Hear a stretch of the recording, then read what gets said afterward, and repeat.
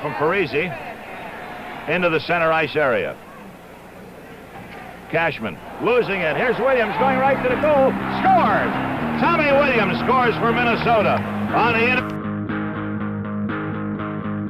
Hey, welcome in, everyone. Welcome in. Good morning, good afternoon, good evening. As I always say, today's April 8th. I'm not going to share why April 8th is a big deal, but I'm going to shoot it right over. I'm going to actually do a slap shot right over to Bryan over there in Wisconsin. How are you doing on this fine, breezy Tuesday evening?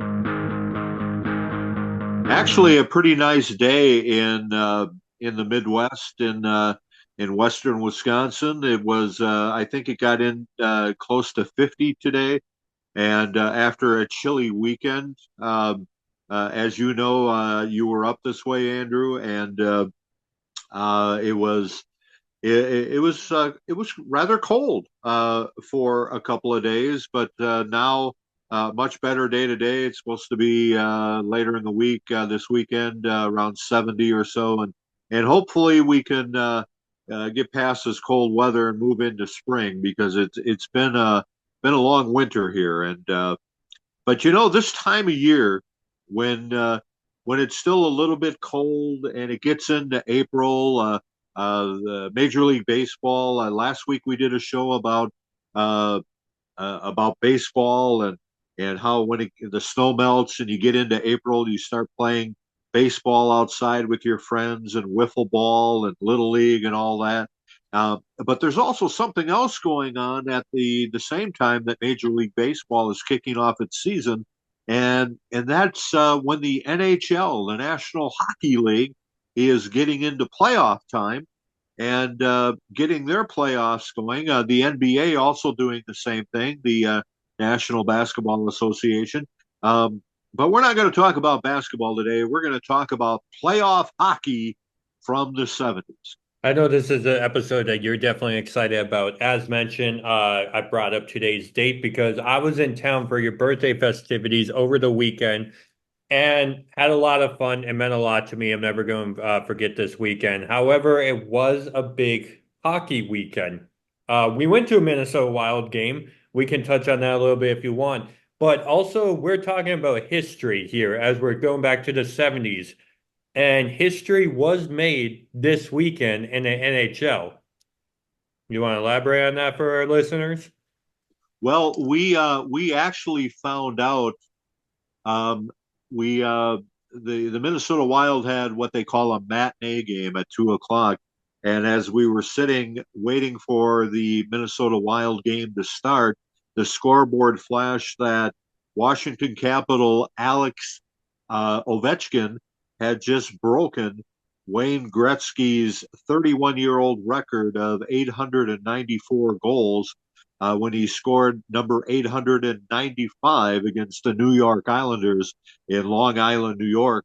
And I thought it was interesting because I thought for sure that they were going to try to make sure Ovechkin scored at home, but he scored it on the road. Not that New Jersey is that far away from Washington D.C. So probably about half the people in that arena were from the Washington D.C. area anyway. I heard tickets were going for a couple of grand to get into that game.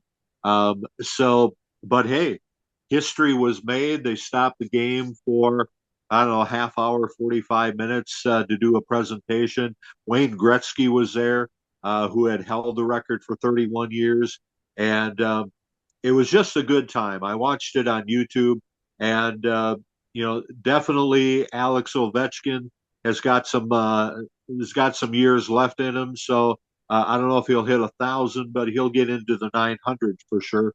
And hard to say if that record will be ever broken again. Gordie Howe held it for so many years before Gretzky passed him back in the early 90s, I think. So hockey's just a great sport. We're going to be talking a lot about hockey. I get excited about hockey. I was excited that we were at the game on Sunday, the Minnesota Wild facing the Dallas Stars, and that was important because both teams are trying to, well, the Wild are trying to get in the playoffs.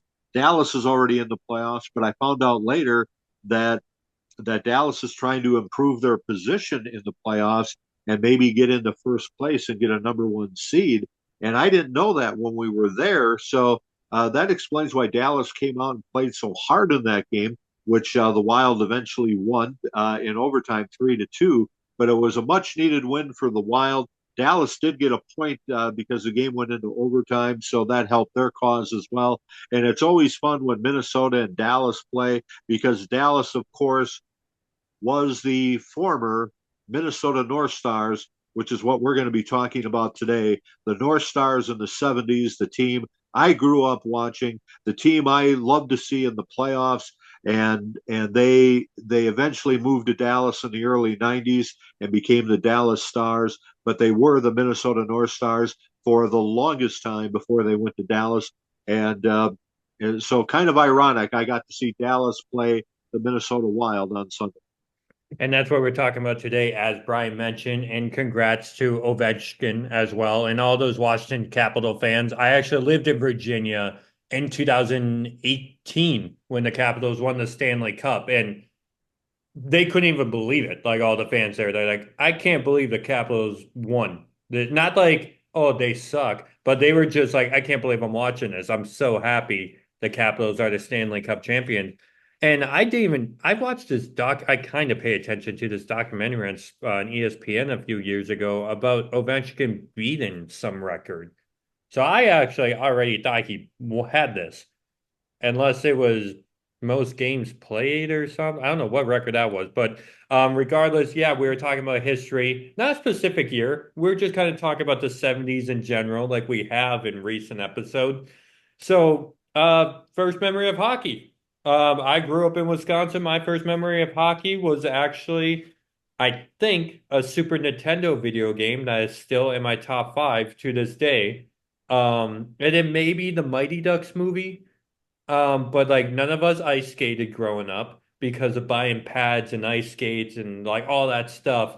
Buying a wrestling singlet was a lot more affordable than joining hockey. And I always said to myself, if I could ice skate, I would have been in hockey. So like my first memory is probably that video game, kind of mixed with the Mighty Ducks.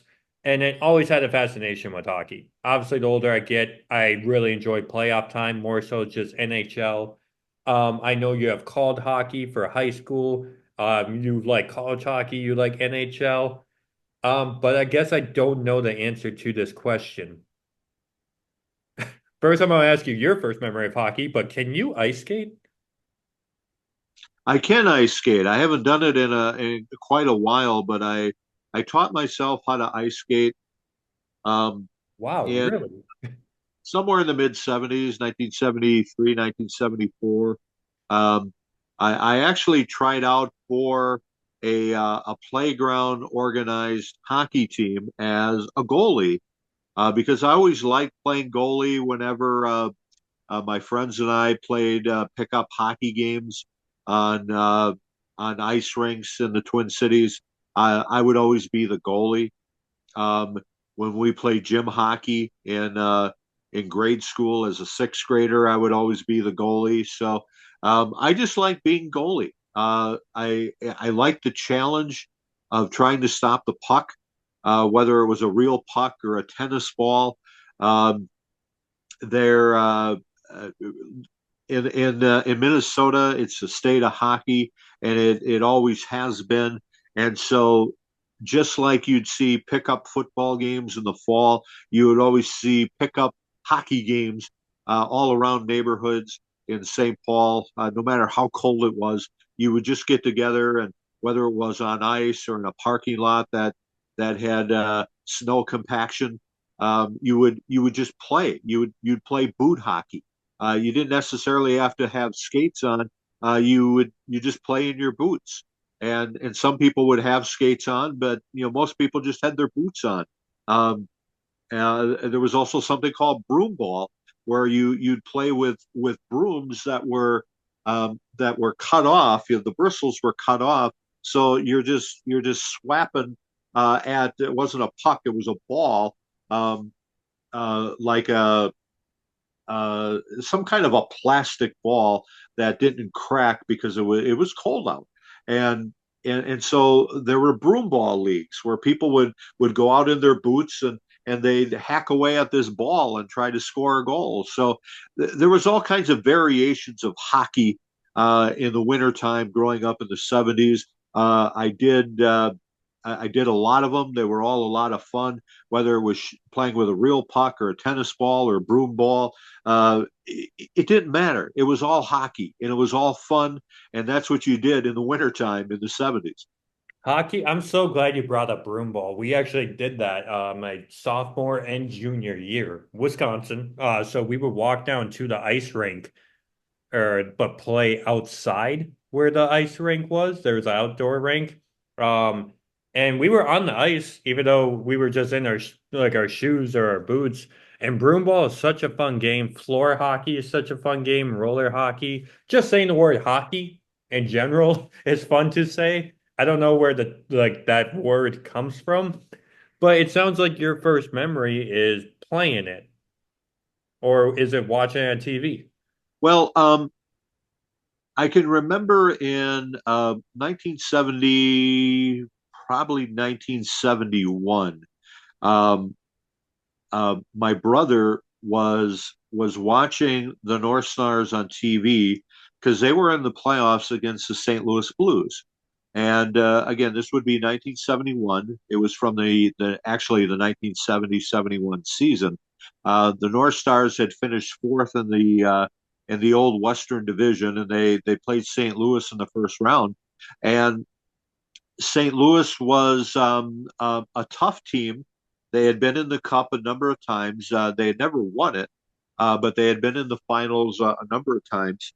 And they had also played the North Stars a number of times in the playoffs. But this particular year, 1971, the North Stars and the St. Louis Blues split the first four games. So the series was tied 2-2, and then Minnesota won the games 5 and 6, and I just remember my brother being excited, and I didn't know why. You know, I watched a little bit of it, but I really didn't understand hockey. But I my brother was just excited because the North Stars had won a playoff series against the St. Louis Blues, and now they were going on to the semifinals against the defending champion Montreal Canadiens. Now, anyone that knows hockey knows the Montreal Canadiens have this rich history. They're kind of like the New York Yankees in baseball. The Canadiens back in the 50s, 60s, 70s won many Stanley Cup championships. And and so to see our Minnesota North Stars get to play the Montreal Canadiens, even though I didn't really know hockey or watch hockey or understand hockey, I was probably about 9 years old in 1971 when these playoffs were happening. Um, so I just turned 9 years old actually because playoffs start in April when my birthday is. So the North Stars wound up facing the Canadians in round two, and they had a good showing. I mean, they split the first four games, and then Montreal won games 5 and 6 to go on to the Cup Finals against the Blackhawks, which the Canadians won. So that was my first exposure of kind of watching hockey, but knowing it was something kind of a big deal because my brother watched it, and my brother made this little ice rink behind our house in St. Paul, and we would go outside and we would play hockey all the time, and that's when I learned how to play goalie. I just enjoyed being the goalie, and my brother would shoot pucks at me, and my legs would be all marked up because I didn't have any pads or anything on, but I just loved it. I loved the challenge of trying to stop the puck. And he did me the favor of just keeping the puck on the ice. He didn't try to raise the puck where I was, might catch one in the face or in the chest or and really get hurt because I didn't have any padding on. So he just slid the puck on the ice, and but that was still a challenge to try to stop a puck that was coming at you at 20, 30 miles an hour. So, uh, and, uh, and pucks can go pretty fast, 100 miles an hour sometimes when in an NHL game. So Those are my earliest memories of hockey, and it's just kind of like anything else, Andrew. You watch it on TV, and then when it's over, you put on your hockey clothes or your winter clothes and go outside and play hockey and in the parking lot, or uh, maybe a makeshift ice rink that you have in the back of your house, or maybe a playground that has hockey rinks set up for people to go out and play on. So it's kind of the same thing. You watch it on TV and then you go out and do it right after it's over. Do you have hockey sticks or like a legit puck? Like, Yeah, what was your I don't know stuff? where my brother got them, but we had a couple of hockey sticks. Um, I don't think this company makes them anymore, but they were Northland hockey sticks, which were kind of what the NHL used back in the '60s. Then they switched to Sherwood, and uh, and then I kind of lost track. I don't know who makes hockey sticks anymore. A lot of hockey sticks aren't even wood anymore; they're fiberglass. So um, it's or whatever they make them out of. Maybe they're not even fiberglass anymore. So hockey sticks, and I think I still have them in the garage. Now that you bring that up, I know I had them when you guys were growing up. I don't know if I still have them or not. If I do, they're somewhere in the garage. And yeah, it's kind of weird because those hockey sticks have been around since I was a little kid, and maybe I still have them. I'll have to go and look for them at some point here in the spring. I mean, we talked about that last week of like, I know the baseball bats that we used, and those were the baseball bats that you had from your bat day. And we had like a really heavy one and a lighter one that we put duct tape around. And I can picture them like your hockey sticks. Don't know what we used them for because I don't ever remember having a hockey puck that wasn't like one of the commemorative ones that you have from like the Minnesota Wild or something. But I do remember kind of maybe a snowball. We would kind of just hit it at like the garage door or something. Like we never really played. I played in high school, like in gym class, but like us as siblings, we never really did any hockey stuff like in Wayne's World or anything. Um, but yeah, so you're playing with the hockey stick. You're with your brother. He's shooting the hockey puck, bruising your shins. Um, I think of every time I say hockey puck, I just think of that line from Toy Story with Mr. Potato Head. Yeah. Uh, but so like, was it just hockey, or were you a Wild fan? Or I'm sorry, were you a Stars fan? Because last week you talked about liking the Twins, but when you were outside, you were a part of the San Francisco Giants. So was there like this other team or player that you were picturing?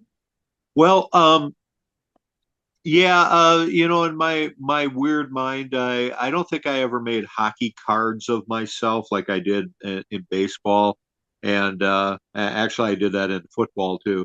But I don't remember doing that with hockey. Um, but I think I was a Boston Bruin uh, because I think my brother was a North Star and I was the Boston Bruins. And at one point, I had a sweatshirt of the Boston Bruins. It wasn't a jersey because you couldn't really find jerseys back in the '70s like you can nowadays. I collect hockey jerseys, as I think we've talked about on a previous podcast. Um, you couldn't do that back then, but I did have a sweatshirt. It was a white sweatshirt with the Boston Bruin logo right in the middle, and I was really proud of that sweatshirt. I used to wear that all the time. Kind of ironic, fast forward 30 something years, and my oldest son, your big brother, used to wear a Boston Bruin winter jacket for a couple of years. He had that. I think we got that at Goodwill, and he wore that for a couple of years. And uh, and here I always had this connection with the Boston Bruins, even though I was a North Star fan. I just always pictured myself as being part of the Bruins because the Bruins were a team back in the '70s that won a few Stanley Cups. They had players that I still remember to this day.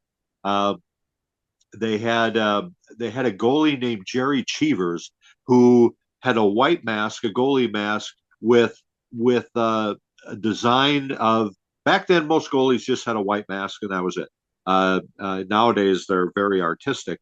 But this guy had a white mask, and he had stitches all over the mask to represent all the stitches that he had gotten in his face over his career of playing goalie in the NHL. So that was the first goalie mask I remember that had some kind of a design on it, and it basically was kind of gross when you think about it. That this guy had designs of stitches on his goalie mask to represent where he had stitches in his head playing a goalie, uh, because it wasn't until the mid 60s when goalies started wearing masks, because up until then goalies never wore any kind of a mask, and the North Stars just happened to have the last goalie that never wore a mask. His name was Gump Worsley, and he retired in 1973, I think.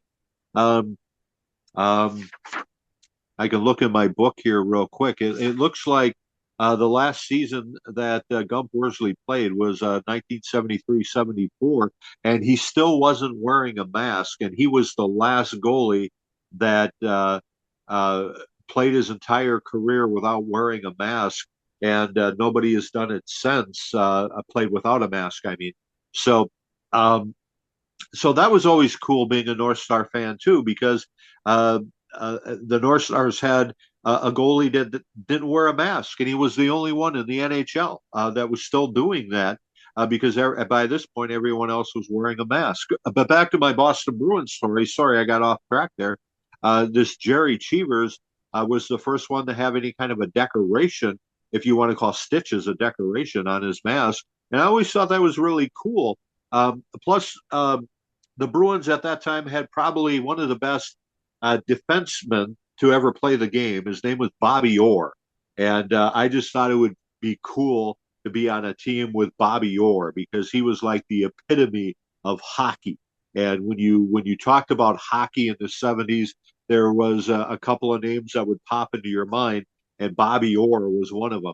They also had this goal scorer named Phil Esposito, who at one point, I think he scored 76 goals in one season, which was a record for quite a while, until Gretzky scored 92 in the late 80s. So that was there's Gretzky's name again. He broke a record, and I think even though Gretzky's all-time record just got broke by Ovechkin on Sunday, I don't think anyone has broke his single season goal scoring a record of 92. I think that one still stands. Maybe you can look that up, Andrew. But so there was a lot of. Plus, I collected hockey cards in the '70s, so I knew who these players were from other teams. You know, Boston had Bobby Orr and Phil Esposito. The Rangers had Brad Park. The Canadians had Guy Lafleur and Jacques Lemaire and Andre Richard, and the Blackhawks had Tony Esposito and Stan Mikita. So, I knew who was on the other teams because I collected hockey cards. And I started watching by 1972. There used to be a game of the week on TV. I don't remember if it was Saturday or Sunday, but it was always a matinee game, an afternoon game, and occasionally the North Stars would be the game of the week. But it was usually Chicago, Montreal, Boston, New York. Some of the big four there that had been around. Of course, the original six.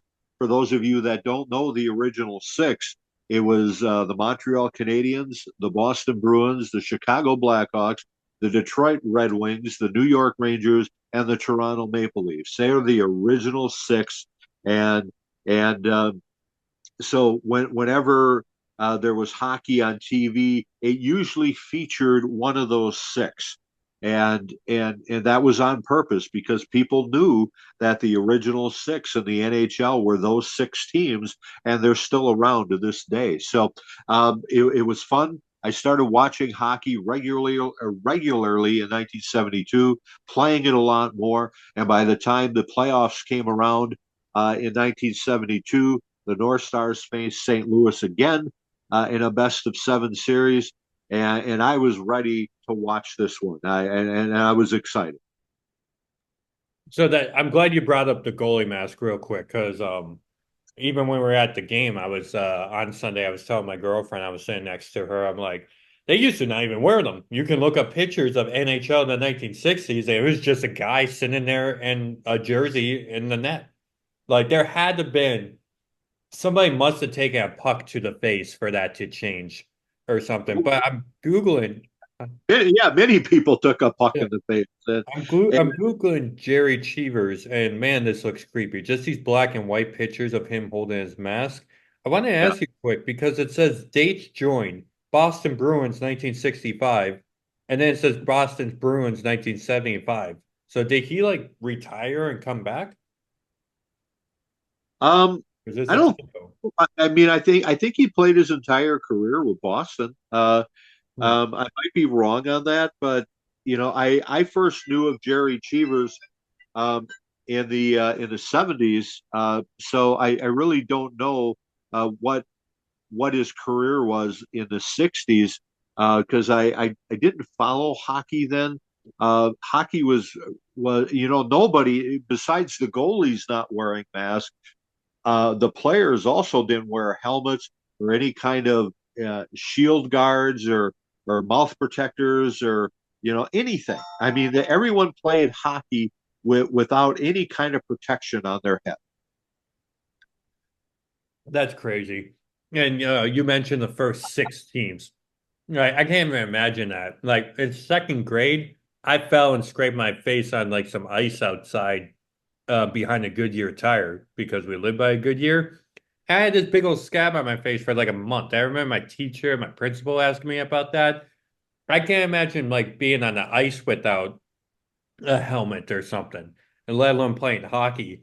You mentioned the first six teams in the NHL. Do you have a jersey of all those first six teams? I do not. I've had uh, the Blackhawks and the Canadians and the Bruins for quite a long time. Matter of fact, Andrew, you were one of my first jerseys were the Bruins that you got me, and I later bought the Canadians and Blackhawks. But it took me actually it wasn't until a few months ago when I picked up the Rangers, both the blue and the white ones. I have both of them. Because I really like the Rangers uniforms, that royal blue and red and white. I like them both. I like the white one. I like the blue one. So I have both of those, but I do not have Detroit and I do not have Toronto. And I hope to pick those up soon. Um, one of my favorite TV shows in the early 2000s was something called Scrubs, and one of the main characters in that show always wore a Detroit Red Wings jersey, either the white one or the red one. I think the white one looks better, but I would take both of them because the red one is what they wear at home, and so those are the ones that are easier to find, but I wouldn't mind having a white one either. And then Toronto, I really like the blue ones. So I'd like the old style, but you can't really find those too much anymore. The maple leaf on the right in the middle of the jersey is really detailed, but back in the 70s, it was just it was more simplistic uh, than it is now. But either way, I still want I want all the jerseys, and but Toronto and Detroit are two of them I don't have. I always when I think of the Red Wings, I always think of Dr. Cox from Scrubs, like wearing that. There's like this episode when he gets pulled out to do this like double date and he doesn't want to be there and he's like talking to the other guy he's with and like pulls up his dress shirt and he has his hockey jersey on underneath. I always think of that logo. I think of him. And speaking of jerseys, was this what you're wearing? Was that the first jersey you remember seeing as a kid? And explain to our listeners what you're wearing, in detail. Well, I have a green Minnesota North Star jersey on, and this would have been representative of probably the early 80s. This is not what the North Stars wore in the 70s. It's Kelly green. with a big white end in the middle of the jersey, trimmed in yellow or gold, and then the end. Uh, it's a normal end. Well, the end ends with an arrow pointing up at a star, and the star is actually gold trimmed in white. Um, and I really like this jersey. I also like the white ones that they wore in the early '80s that had green and gold and black trimming. I currently don't have that jersey. I would like to get a hold of one of those someday. But I like what I'm wearing now. But it's not what they wore in the '70s. Their jerseys were more simplistic in the '70s than the one I'm wearing right now. So is that kind of what you remember though? The like, oh, this is Minnesota's team, green with the white N on it. Yeah, and a couple of years ago, the Minnesota Wild decided to develop a green. Well, the green jerseys that the Wild normally have is kind of like a forest green. It's a darker green to represent the Wild, I suppose. Um, but occasionally they'll break out the old North Star colors with the Wild logo on it, of course. And I do have a jersey of that because and whenever they play wearing the old North Star colors with the Wild logo on it, they always seem to win those games, and they look really good too. I think they look better than their normal jerseys that we saw on Sunday when they played Dallas. So um, I just like the Kelly green. It looks so much better, and and I don't think there's a team in the NHL right now that wears this colored green. I mean the Dallas Stars, their colors are green, but it's not this color green. I mean there's several different shades of green, and the Dallas Stars home jerseys aren't really this color. It's I don't know, it's a green, but it's not a Kelly green like this one. So was that kind of something where I'm not trying to be rude, but like, was that in black and white back then when you first started watching hockey? Yeah, it was in black and white, but I was aware of from magazines or books or whatever that what the jerseys actually look like, even though I saw it in black and white. I mean, we didn't have a color TV till sometime in the '80s, so we just had black and white as a kid growing up. So, um, but my dad had a subscription to Sports Illustrated, so that was another avenue as well. You know, I had my hockey cards. There was Sports Illustrated that would feature a hockey story here and there. So I knew what other teams' jerseys looked like, mostly because of hockey cards and and having a black and white TV, you couldn't see the colors, but I knew what they looked like because of my hockey cards. And Wayne Gretzky, by the way, does still hold the record from his 1981 season. That record is 92 single season goals. Brett Hall is right behind it with 86 back in 1990. I don't think we're going to see, that's just my opinion, because you used to see like the face of hockey. I don't know if there's a face of hockey anymore. If you watch NHL, you know Ovechkin, but it's like everybody knew who Wayne Gretzky was. Kind of like baseball. There hasn't been like that Derek Jeter, Mark McGuire, like Alex Rodriguez, Barry Bonds feel in baseball. There hasn't been like a face of baseball anymore. And I don't know if that's just because hockey is kind of not died out, but it seemed very like, if you're not living in this state, you don't really care about hockey, like type deal. Do you have that feel back home that it was just like hockey's everywhere, hockey's universal, or did you just know for a fact like I live in the Midwest, so that's why hockey's a thing? Well, there's some truth to that. I mean, the Minnesota North Stars did in the '70s didn't really have, I guess, a like you said, a face that was um, would kind of represent the team. They had one guy named Bill Goldsworthy, who I think one year scored 48 goals, which was a lot in a 78 game season. Um, but he certainly wouldn't have been classified as a face of hockey. But there were plenty of others, and I've already mentioned them. Boston had Bobby Orr and Phil Esposito. Chicago had Tony Esposito, Phil's brother, and Bobby Hull, who was the dad of Brett Hull, who you just talked about having 86 goals that one year. Um, the Canadians had famous players. Gordie Howe was playing for the Detroit Red Wings.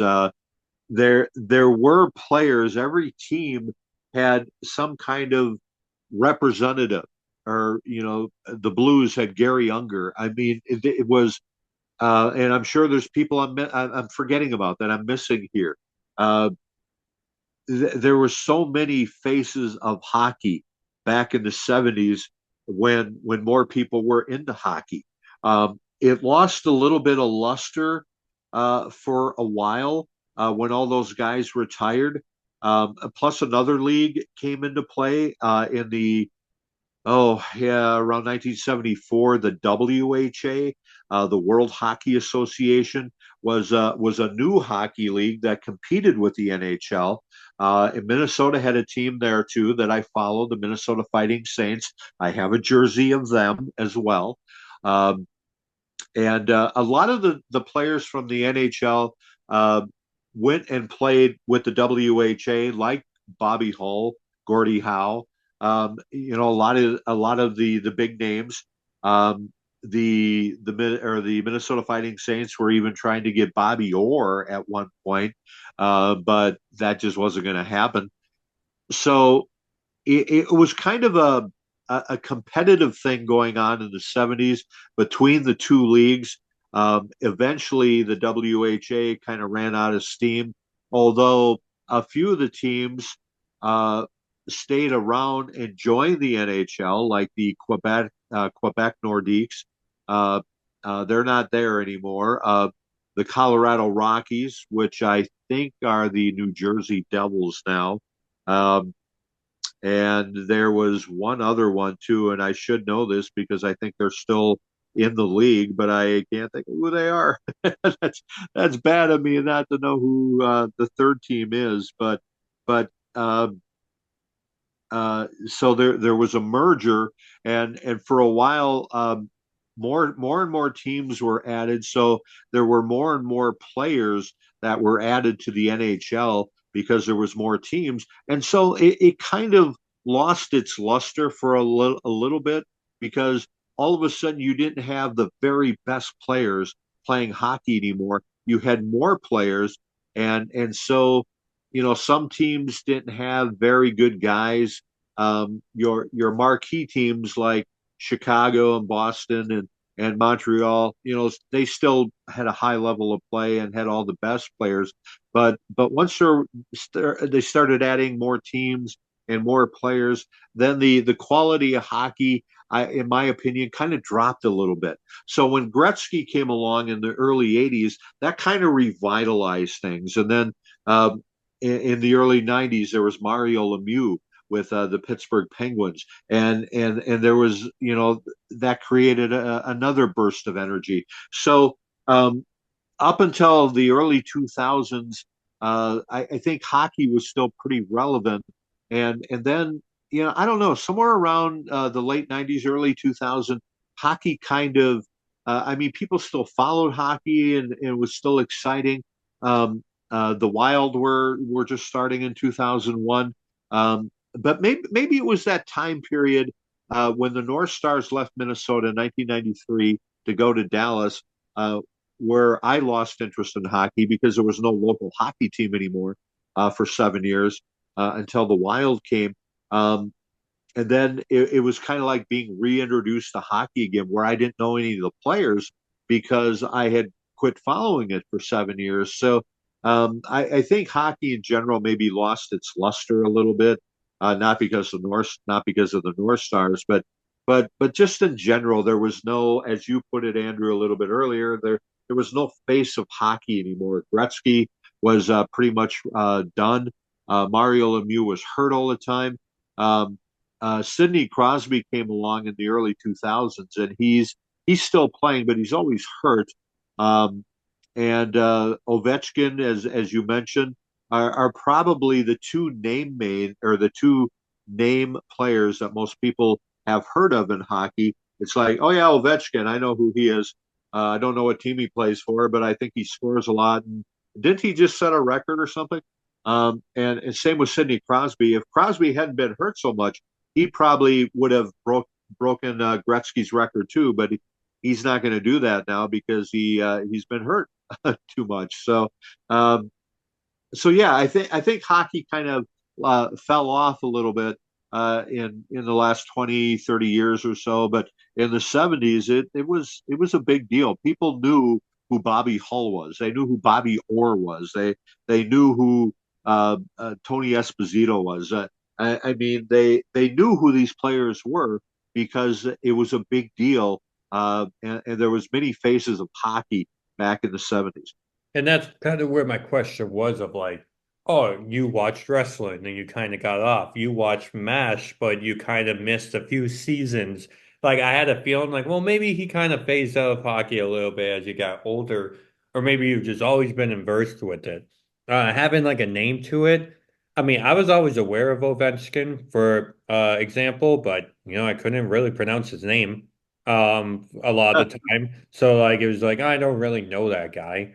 Same with baseball. I can't think of a name of baseball. Maybe I think it's Mike Trout or AJ Trout or something like that that a lot of people kind of know. Um, There's a few people in baseball. Well, right now the big name in baseball is Otani for the Dodgers, and last year on my birthday we got to see Otani play, and and I'm glad we went to that game because the Dodgers wound up being world champs last year. So we got to see the world champs play early in the season, and Otani is something else. I mean, he's a two-way player, and I would say he's probably, if he isn't already, the face of baseball. Even though he's a Japanese player, he pitches and he hits. He's a two-way player, and I think you might see a lot more of that as baseball goes into the future, where you have players that can pitch every 5 days and then be an outfielder or a designated hitter the rest of the game. So that's what Otani is doing right now, and I think it's going to create a whole new avenue to baseball. And Otani is the I would say the face of baseball right now. well, I hope so because I think of like cereal boxes and being like on Jimmy Kimmel or Jimmy Fallon. Like I don't see stuff like that from hockey players or baseball players. I see it from the NBA and NFL all the time. Um, but like it's not really there. And granted, we are talking about the 70s when we're talking about the North Star specifically. You did your research, but a lot of this is probably off of memory as well. Was this just like when you're doing your research, what do you want to talk about today? Because you like hockey. I don't know if you like North Stars, if you think North Stars were better, or if you think the Wild were better. I don't know if you compare stuff like that. But like as a kid, I don't have bills, I don't have a job, like I'm not married, like you love everything that you're interested in and you're just focused. You're sitting in school probably thinking about hockey, probably thinking about your baseball cards. So like what sticks out to you the most about being like a kid who watched hockey and was ready for the playoffs, ready to go outside and play? Well, by the time I was watching hockey regularly, I was 10 years old, um, and the North Stars were in the playoffs against St. Louis again, and this time I watched every game. It wasn't because my brother was watching it; I was watching every game, and St. Louis was a tough team, and it was hard to watch some of those games because they were I'm just kind of looking at my record book right now. There were a 6-5 in overtime, 2-1, 3-2, 4-3, 4-2. All these scores, and the North Stars wound up losing this series in 7 games, and they were done for the year. And I was just heartbroken because I had watched all these games, and I can remember Gump Worsley, the goalie, actually getting hurt. He's the one that didn't have a mask on. And at some point, I think it was in Game 5 or Game 6 in St. Louis, where somebody crashed into him and he hit his head on the side of the goalie net. And you could see blood coming from the side of his head where he hit the goalie net, the crossbar. And and I can remember he was laying on the ice, and one of the defensemen for the North Stars took off his glove, the padded glove that they play hockey with, and put it underneath the head of the goalie, Gump Worsley, so his head wasn't laying directly on the ice, so he had some kind of a pillow there. And I remember seeing that and feeling compassion as a 10-year-old that, gee, this goalie that I really like, the guy that the last goalie in the NHL that ever didn't wear a mask, was laying on the ice, and his head was bleeding, and he wound up leaving the game, and the other goalie for the North Stars came in, Cesar Maniago. And at this point, the North Stars had led the series 3-2, and they wound up losing that game to even the series at 3, and then they lost Game 7 in overtime back in Minnesota. So, it was really heartbreaking because I felt like if Gump Worsley hadn't gotten hurt, they would have won that game and went on to the next round. But that wound up not happening. So um, I can remember just feeling really, really in tune, or really involved, or really engaged, invested, whatever word you want to use, in this hockey game that I was watching on TV. And I never went to a hockey game, a real hockey game, until the early '80s, when I knew somebody that had season tickets invited me to a game. But back in the '70s, my dad wasn't interested in hockey, didn't know hockey, didn't understand hockey. So we went to plenty of baseball games with the Twins, but we never went to any of the other sports. We never went to a Viking game. We never went to a North Star game. There was no Timberwolves back in the '70s, so didn't have to worry about that. Didn't go to any college games, the Gophers, football, hockey, basketball. So uh, I always wanted to go to a hockey game, but that just wasn't going to happen because my dad didn't want to take us to something that he himself didn't watch or have an interest in. So my only avenue to watching hockey was television, and seeing this player I like be hurt, laying on the ice, and with blood coming down his head, uh, from this injury that he had, and then being taken off the ice. I don't know if they carried him off or if he skated off, but he wound up not playing again in that series, and that was really hard, because I was this is when I was really starting to get into hockey, and I wanted the North Stars to win and go to the next round, and then they wound up losing their goalie, and then lost that game and the next game, and then they were done. I had no idea that. I'm looking it up. I had no idea the North Stars never won the Stanley Cup. I know they've been there, but for some reason I thought maybe they did back when. At least my research. Oh, I guess that's 1981, 1991 are the only 2 years they were there. Is that correct? That is correct, and we're going to be talking about that one in '81 coming up here. The once the North Stars, I can tell you this, Andrew. Once the North Stars moved to Dallas, Dallas won a Stanley Cup in '98 or '99, I think, and there were still some North Star players on that team. So yeah, and that was really hard. I can remember I was really angry when the North Stars, the owner of the North Stars, moved the team from Minnesota to Dallas, and it was kind of something that in the back of our minds we knew was going to happen, and then it did happen, and it made me really angry. And then when the Dallas Stars wound up winning the Stanley Cup in 1999, and that made it even harder. It's kind of like, God, that could have been the North Stars, and they had to move to Dallas, and they get a championship. This team in Texas, that's known for football. They're the state of football, and they win a hockey championship. And it's kind of like, where's the justice in that? So that was really hard. I'm a Wild fan. I love the Minnesota Wild. I love hockey, going to Wild games, watching the Wild when I can.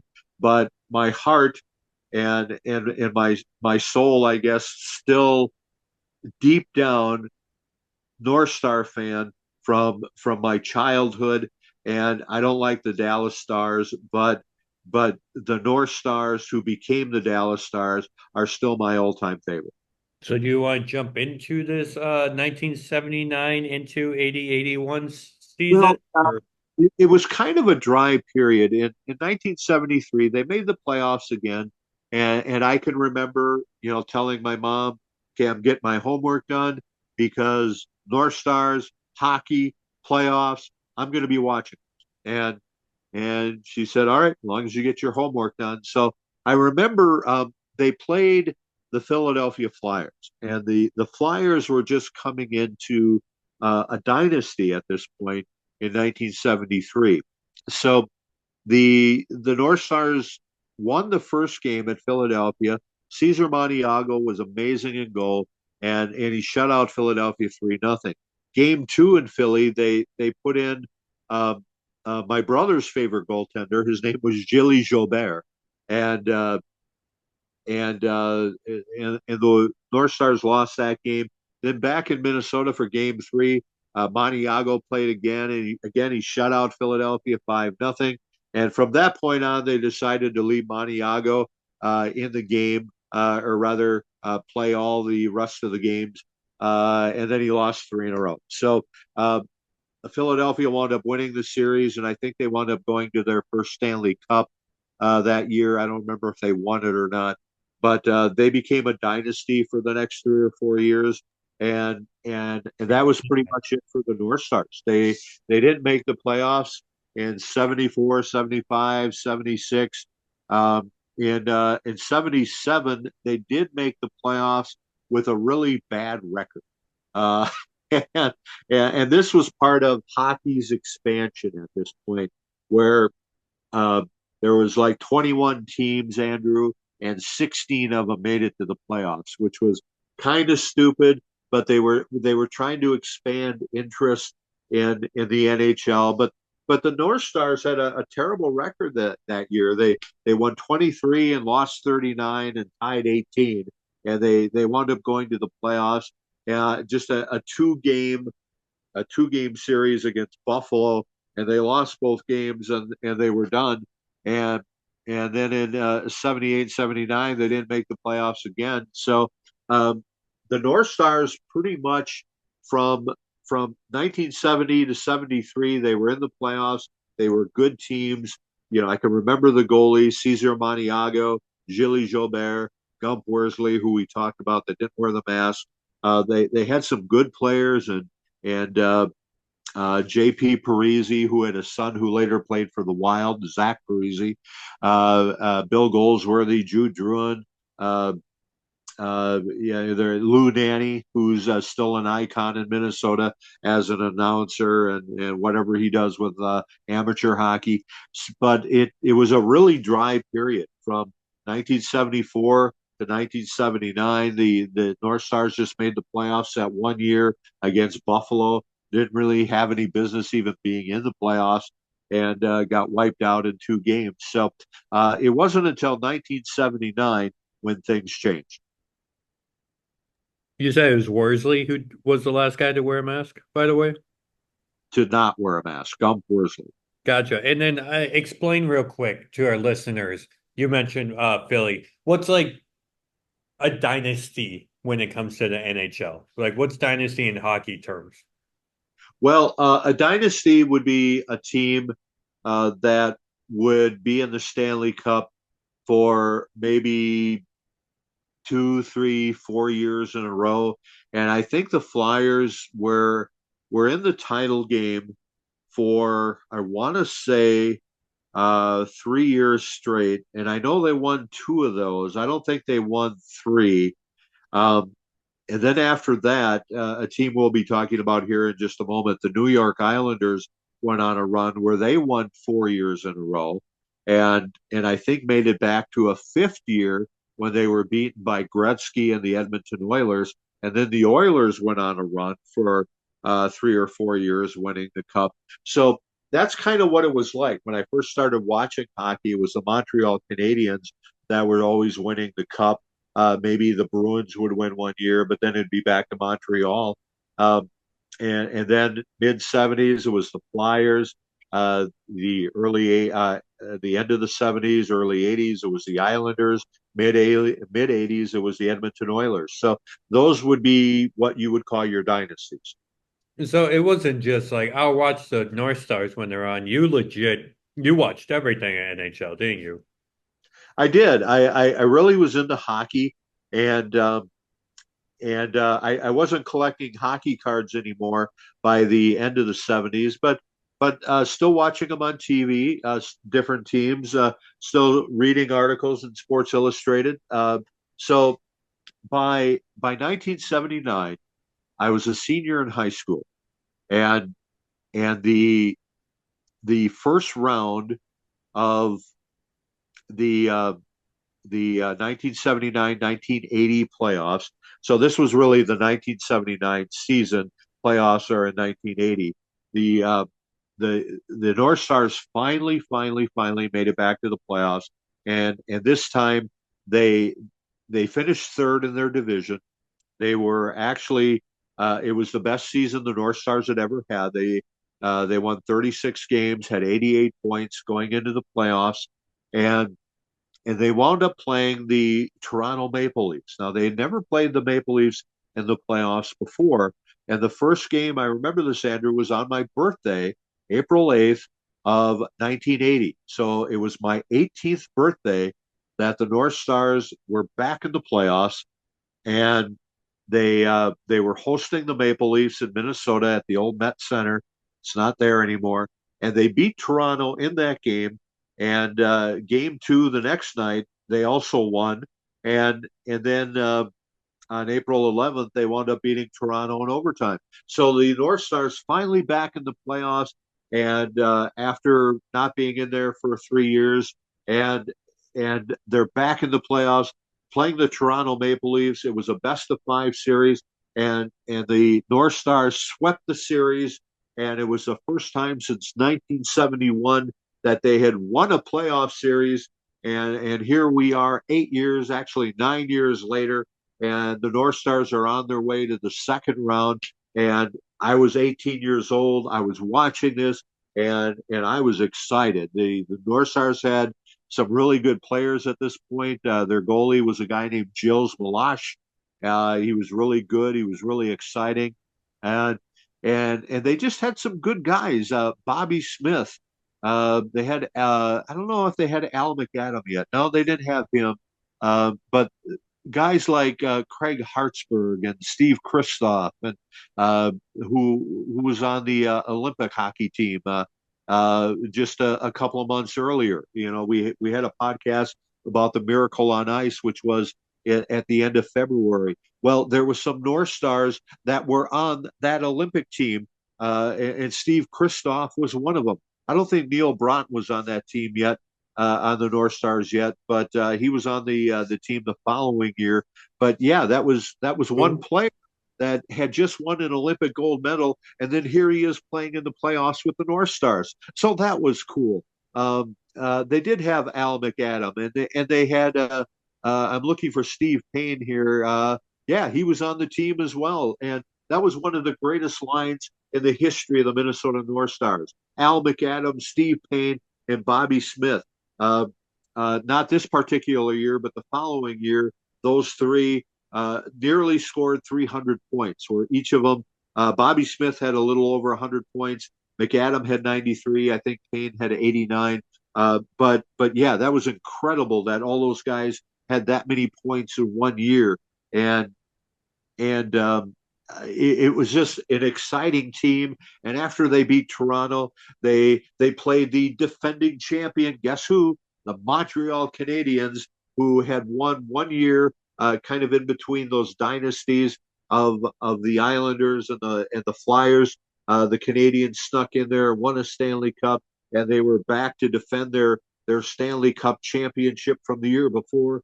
And they played the North Stars, who went into Montreal and won game 1 and 2, and people were so excited. It was like, holy cow, who are these North Stars in 1979, 1980, who goes into Montreal, the defending Stanley Cup champions, and they win games 1 and 2. And when they came back to Minnesota for game 3, holy cow, they got a standing ovation, and they were ready to make the North Stars the governor of Minnesota, whatever.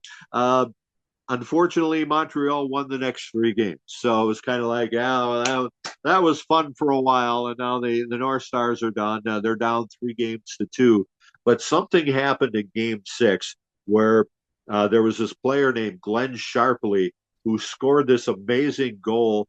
He had his back to the goalie and he was falling to the ice, and he turned around and swiped at the puck, and it went in, and the crowd just erupted, and the North Stars wound up winning Game 6 5-2 and went back to Montreal for Game 7. Series is tied now 3 games to 3, and people are going, yeah, it's Montreal, they're the defending champion. No way the North Stars are going to win this game. Well, guess what? The North Stars beat the Canadiens in Game 7 and knocked the defending champions out of the playoffs, and they wound up going to the semifinals against the very tough Philadelphia Flyers, still playing tough. And the North Stars, lo and behold, went into Philadelphia for Game 1 and won that game 6-5, and basically woke the Flyers up, because none of the other games were really that close, and the North Stars lost the next 4 games and they were done. But they made a huge run at winning 2 playoff series. They had, I don't think, had ever done that before. No, they never had done that before up until that point. They beat Toronto, they beat Montreal, and then they wound up getting dumped by the Flyers. Flyers wound up going to the Stanley Cup and losing to the New York Islanders. But the North Stars, they in 1980, that was just fun. Being a senior in high school, watching these games. I watched every single game. Even the home games were on local TV. So that was just a lot of fun. It was a great team. And the following year, they made it back to the playoffs again, 1980-81, and wound up going all the way to the Stanley Cup this time to face the defending champion New York Islanders. That didn't go so well, as the North Stars lost in 5 games, but still, those couple of years, that was just amazing. And what a great team that was. You just dropped so much information there. It's like, Sorry. It's like I'm listening and I have a question and you say something else interesting, and I'm trying to find this Sharpley goal on YouTube. I couldn't find it. One thing I did, I guess I do have to ask, when we did our Miracle on Ice episode a few weeks ago, you said that was like all just college kids playing it. Like, I didn't know. I thought there wasn't any NHL players representing that team. They weren't. When they played in the Olympics, Andrew, they were still classified as college players. But then when the college season was over, some of those guys had already been drafted by the NHL. They were still they weren't professionals yet, so they were allowed to play in the Olympics. But like Jim Craig, the goalie, right after the Olympics were over, Jim Craig went to the Atlanta Flames and started his professional career. The guy I mentioned with the North Stars, Steve Kristoff, he had already graduated from college, so the North Stars had already drafted him. He was already the property of the Minnesota North Stars, even though he hadn't played a game with the North Stars or practiced with them or anything else, because he was an Olympian. But when the Olympics were over, these guys, if they had already been drafted by somebody, they were allowed to go and join those teams. So Kristoff would have been the only North Star that had played in the Olympics. Later, of course, like I said, Neil Broughton joined the team a year later, and I think they had somebody else too, but I don't know who it is right now. But yeah, like I said, some of these other Olympic players, if they had already been drafted by an NHL team after the Olympics were over, they wound up going to that NHL team. And Jim Craig and Steve Kristoff were two of them. And so, like, when you're okay, so I learned so I knew you, but I have learned so much more doing these podcasts. And it's so interesting to me how you said you taught yourself at the start of this episode how to kind of ice skate. And then you were talking about the baseball episode, how you learned like throwing baseball at the wall. And then you build your own tennis court back in the day. And you taught yourself how to play guitar. Like you were so like if you had an interest, you figure out a way to do it. But another thing I've learned about you is like you said you watch hockey and you watch all these episodes. Like you were so well versed in your time management because you said you watched a lot of boxing, you watched a lot of baseball, you were watching MASH and Batman. You must have just lived in front of the TV and then out in the backyard. Because like you remember this stuff so clear. I know you're doing research right now. By the way, you want to give us a shout out? What's your research? Do you have a book with you right now? Yeah, and basically I remembered most of this stuff, but I just wanted to make sure I had the my details correct on the right years and stuff, especially in the early 70s. So this is a book called Frozen in Time, Okay. and it's a wonderful book that I picked up at the uh, Minnesota History Museum in St. Paul, which was only a couple of blocks from where we were on Sunday at the XL Energy Center. And like I said, I remembered most of this stuff, but I don't remember the exact final score of some of these games or what date they were played. Or in the case of some of the stuff in the early 70s, I wanted to make sure I had the right years on this stuff. So that's why I'm referring to the book. But I'm not just I'm not just shooting out of my butt here. I mean, I do remember watching all of this stuff. I just wanted to make sure I had the right years and the right dates on some of So I watched probably the Minnesota Vikings the most as a kid, middle school and high school. I can tell you stuff about the Minnesota Vikings I remember clearly, or something random will pop in my mind of like, man, this one time when they were trying to beat like I think it was the Broncos, or I forgot who it was, and Brett Favre threw this catch to like Lewis, and he caught it with one foot in the end zone, and then when Randy Moss ladder it to Mo Williams, I think, against the Broncos, like I'm forgetting the names right this second, but I remember just random stuff. So if we're doing a podcast right now about you being a fan of hockey, more so the North Stars, you read me the facts of the Stanley Cup, the goalies, the star players, stuff from the books that you just mentioned. Great book from Adam Rader, by the way. Go check it out. What's like this? What do you remember? What are like these tidbits that just popping in mind of watching the North Stars as a kid? That you're like, man, I'll never forget that. Or you kind of hear about it on YouTube, you're like, I remember watching that live. Like, how much fun was it, like being a fan of the North Stars? Well, in the early part, in the early 70s, watching it for the first time on TV, and then going out and playing hockey with my brother on the little ice rink that he made behind the house that we lived at in St. Paul. Those are amongst the memories that I'll never forget about because that's when I first played hockey and enjoyed playing. And and I had a pair of figure skates that I used to try to stand up on, and I'd fall on them and stuff. It wasn't until mid 70s when I had actually had a pair of hockey skates and learned how to skate.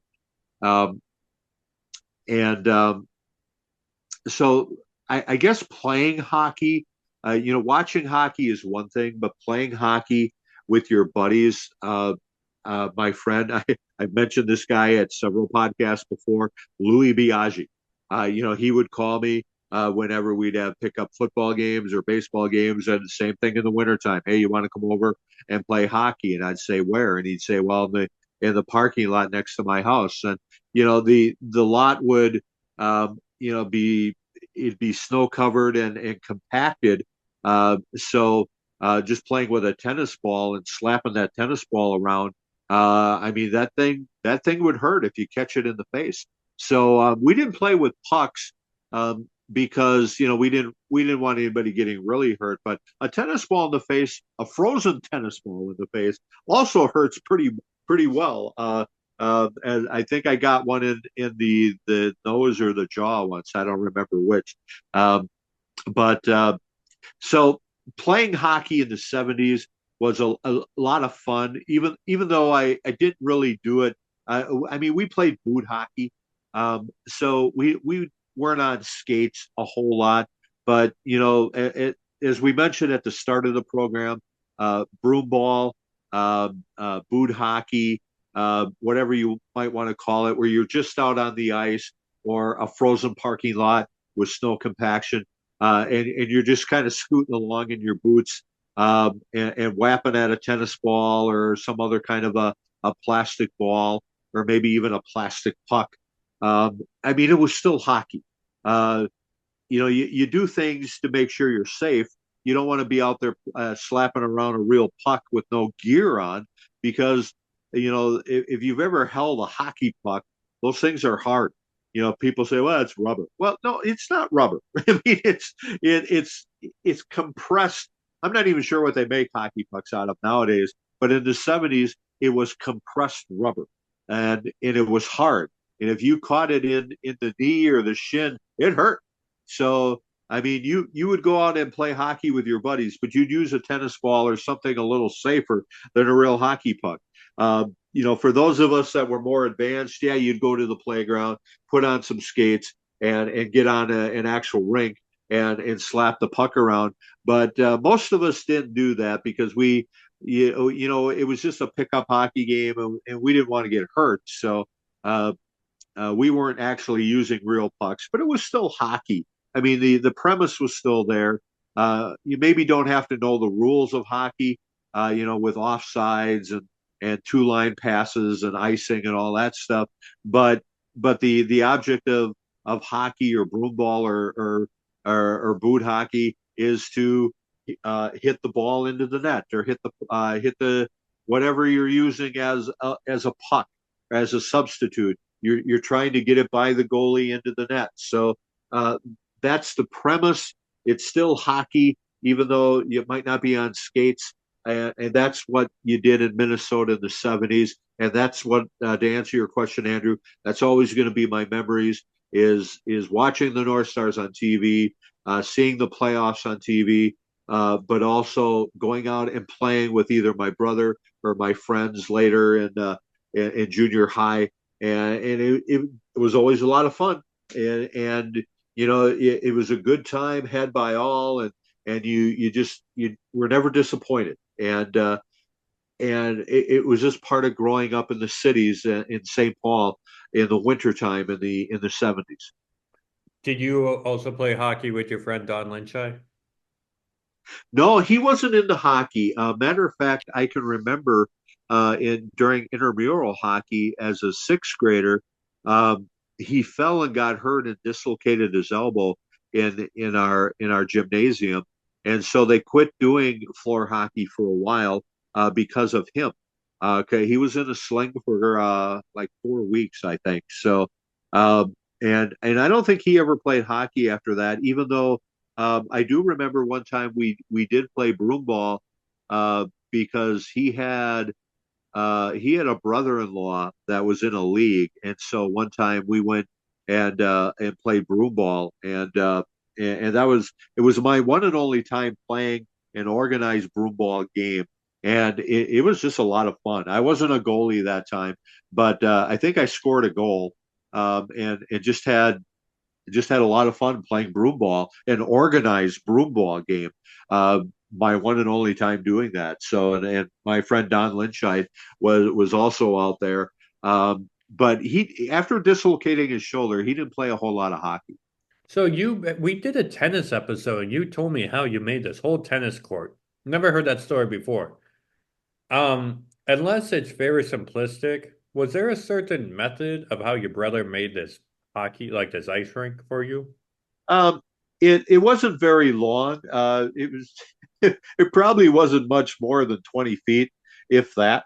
And and he just went out and with the hose and watered it every night and wound up having like maybe 3 inch thick ice out there and then he got a hold of some green paint that he found in the basement and painted an N, the letter N like Nancy for North Stars on the ice. So and then we had to wait for it to dry before we played on it. So the paint had a chance to dry. So he took it really seriously, and the following year he was going to make it longer, but it just didn't work, and we wound up not doing it that second. We still went out and played hockey, but we really didn't have any ice to play on. We just played on the frozen yard with a tennis ball. We didn't use a puck. We just had the sticks and a tennis ball, but it still worked. I mean, it was just something fun to do with my brother. And then when he got older and was not really interested in doing it anymore, that's when I started playing with my friends. So a few questions to wrap up here. Who's your favorite North Stars player of all time? Is it somebody from the 70s or Um, I guess it would be uh, early on. I like this guy named J.P. Parisi, and as I mentioned, his son Zach Parisi played for the Wild in the 2000s into 2000. I don't remember what his last year was, 2015 maybe. Um, and he's still playing. Actually, he play. I don't. He plays for somebody out west. I don't remember which. Or no, is he a? I think he's on the New Jersey Devils. he's on the I don't. Islanders? He's with the Islanders. Thank you. Mhm. So yeah, he's still around. And his dad was really a popular player. Um, uh, I think Gump Worsley because I like being goalie. I like playing goalie. And the fact that whole thing with him not wearing a mask was so intriguing to me because when I played goalie, I didn't wear a mask. Didn't have a mask. Well, usually pickup games you don't have a mask. So um, I was Gump Worsley, and so he probably was my favorite player growing up. Later, when the North Stars got good again in the late '70s into the '80s, there was this exciting player named Dino Ciccarelli, and he was more 1982, I think, when he came on the scene. But he was just a fun player to watch. Uh, he has the all-time record for the North Stars with 55 goals in 1 year, which is a lot of goals. But he just scored and scored and scored, and so he was probably my all-time favorite North Star. Even though it wasn't in the '70s, it was early '80s. Wow, I'm looking up this guy, Dino, that you just said. 100 and he scored 1,200 points in the NHL his whole career. Yes. 608 career NHL goal, also the most goals scored by a draft player. That's crazy. I'm also looking at what a hockey puck is made out of too. Volcanoized rubber. If you have a recycled tire for your car, it might turn into a hockey puck because it seems like a lot of these old car tires are being made into hockey pucks nowadays. I didn't know that. And you Yeah. mentioned your favorite North Star players. So that's who your favorite was. But 70s, 80s, 90s, even beforehand, who do you think is the best Minnesota North Stars player of all time? And why is it Brian Bellows? Brian Bellows was okay. He's He probably was a my favorite. um, but probably, and it's really a sad thing, Andrew, but probably the best North Star ever, who we didn't get to see for very long because the team moved to Dallas, but he became a superstar in Dallas, and I believe he's in the NHL Hall of Fame. Would be Madonna, and Madonna is I have a Dallas Star jersey of Madonna, which I wore on Sunday, and even when we were at that game, there was still a lot of people that had their old North Star jerseys on with Madonna's name on the back of it, and his first name is escaping me right now. Mike. Mike Madonna, thank you. Uh, I was going to say Steve, and I knew that wasn't right. But Mike Madonna was probably the greatest North Star um, in a short term. He was only on the team a couple of years when it moved to Dallas, but it he became a superstar in Dallas. And probably he was the face of the Dallas Stars early on, um, and I think he finished his career for 1 year with the Red Wings. But yeah, he probably is the most famous North Star, even though he was only with the team for a couple of years. But you talk about Bobby Smith, who had great years. He was the first North Star to have 100 points in a year. Cicerelli did it as well. Steve Payne was a great player. Al McAdam. I mean, they had some great goaltending in Gilles Meloche, uh, who came from the merger with the Cleveland Barons in 1976. So there were some really good players. Matter of fact, this jersey that I have on right now that you were asking me to describe earlier, a couple of years ago, I was wearing this jersey. I had to run to the local hospital here in New Richmond, and I went back in my car, and this guy was following me, and he knocked on my window, and this was during COVID, and so I just opened my window a crack because he didn't have a mask on, and I said, "Can I help you?" And he said, "I just want to thank you for wearing that jersey." And I said, "Okay," I had no idea who this guy was, and he said, "Whenever I see someone wearing the old green and gold, the North Star colors, I just want to I just want to thank them for still wearing the North Star jerseys." And and I said, "Okay, well, yeah, no problem." And he said, "I used to play for the North Stars. I'm Steve Payne." And I'm just going, "No frickin' way." And then as soon as he said that, I could see it in his face. And this guy's in his 60s now, but I thought, man, and the first thing I said to him was, I was just telling a buddy at work that the greatest line ever in Minnesota was you and Bobby Smith and Al McAdam, and he said, "I love playing with those guys." And I said, "You that 1 year you almost had 300 points," and he said, "Yeah, we damn near had 300 points that year."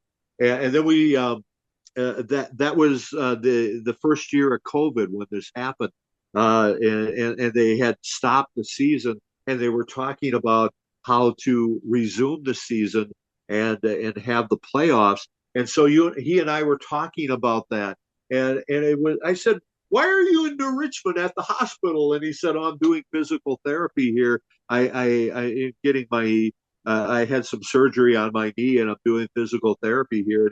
And he kind of pointed to the southwest, and he said, "Yeah, I live like 10 miles down the road."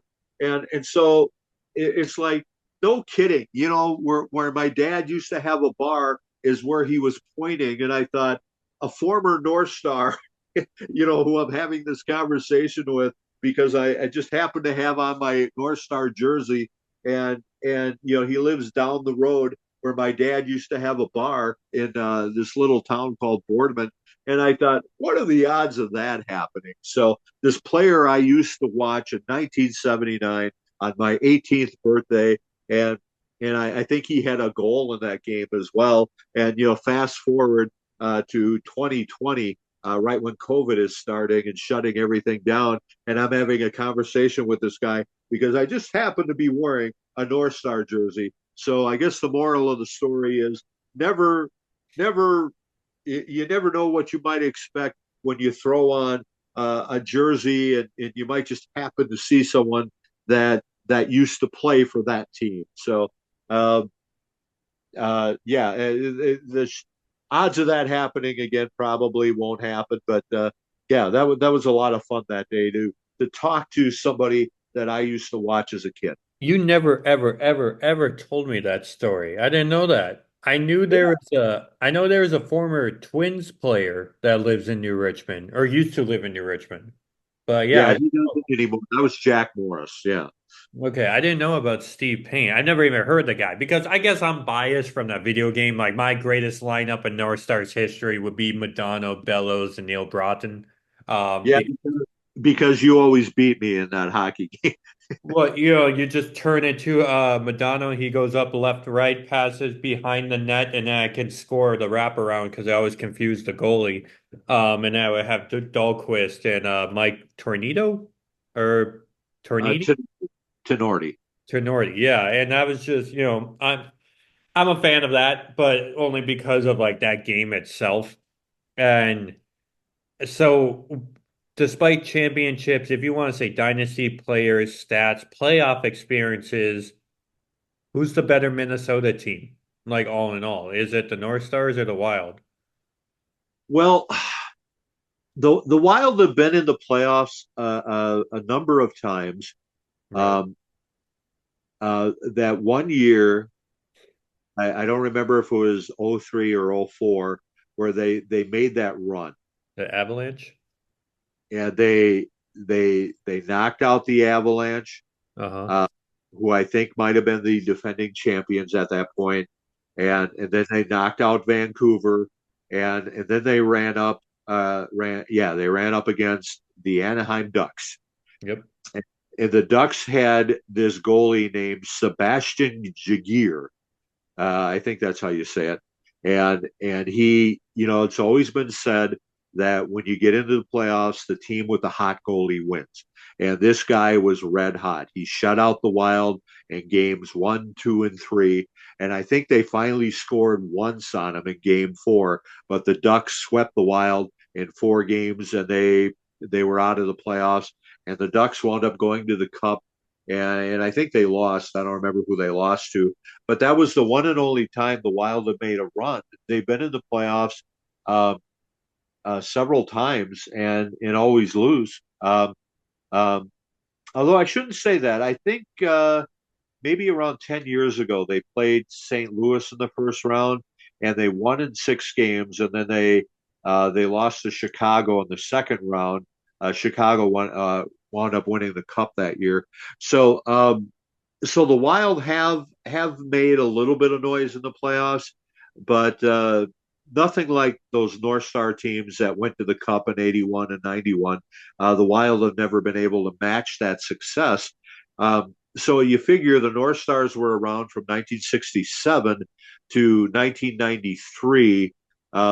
So that's about 25 years, 26 years. The Wild have been around since 2001.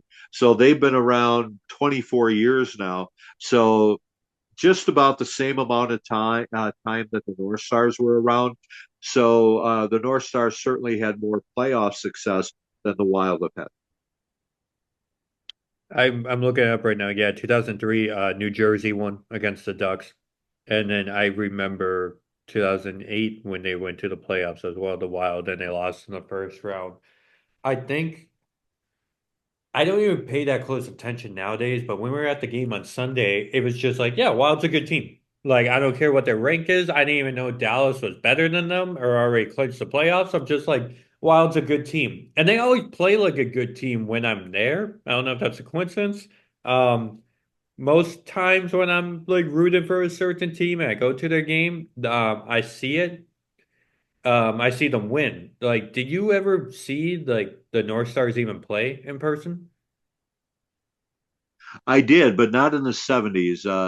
In the early 80s, I my best friend, who was the best man at my wedding, had season tickets. So I went to a couple of games with him. If maybe he couldn't go, he would give me his tickets, and my brother and I would go. Um, I remember we saw the Detroit Red Wings one time.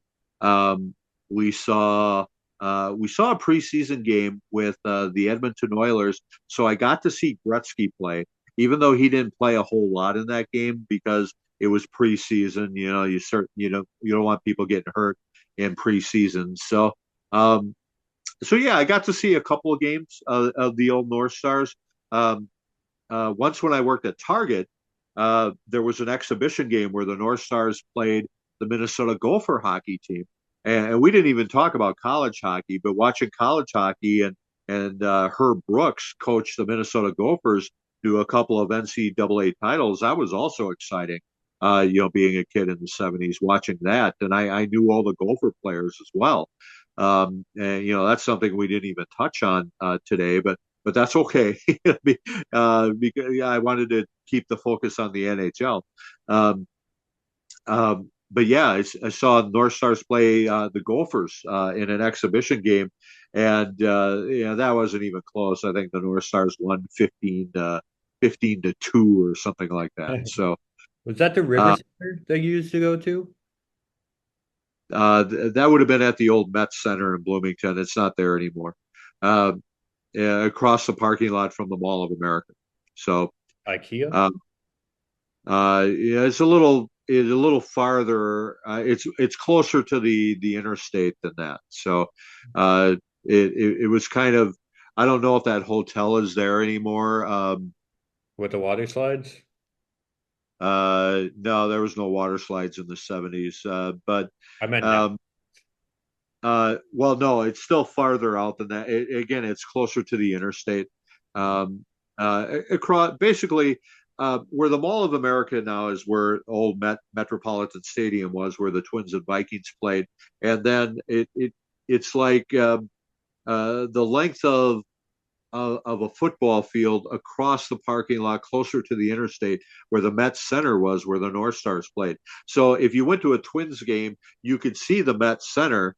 And if you went to the Met Center, you could see Metropolitan Stadium where the Twins played. They were that close together.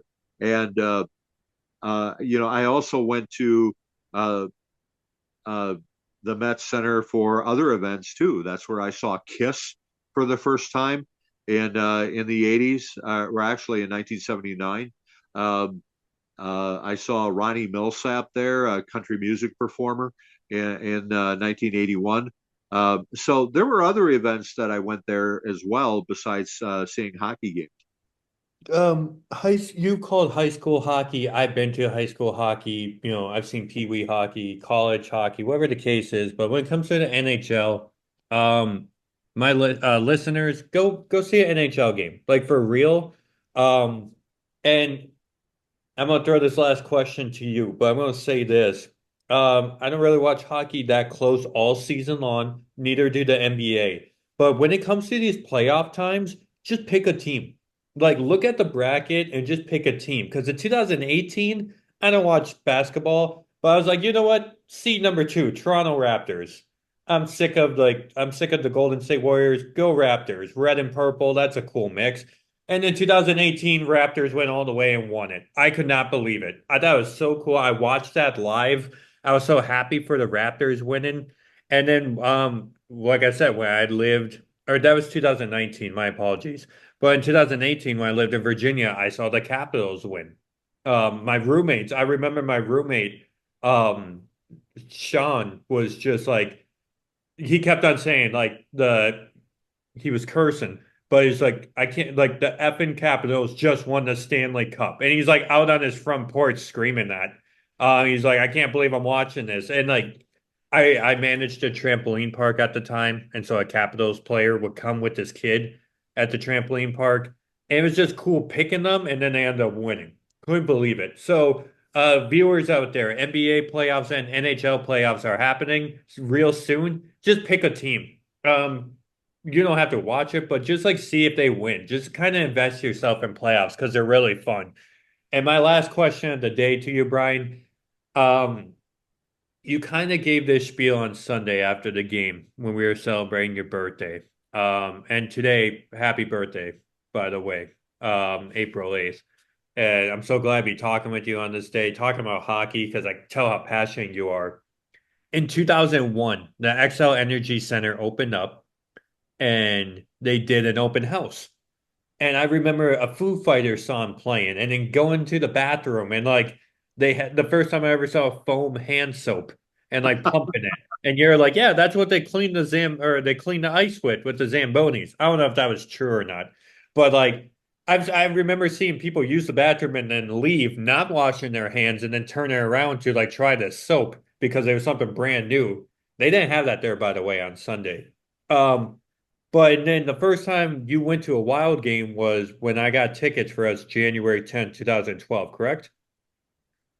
Well, I remember January 10th. I don't remember what year it was. But that was your first Wild game, correct? When we saw them against the Sharks? Yeah. Okay, so like every game we've been to, they have won. We're 4-0. I made a face when I had a Facebook or used it back when I made a post like Brewers or Twins, Packers or Vikings, whatever you are, everybody around here is a Minnesota Wild fan, and all hockey's connected somehow. And on Sunday, you said the importance and the feel of being around hockey.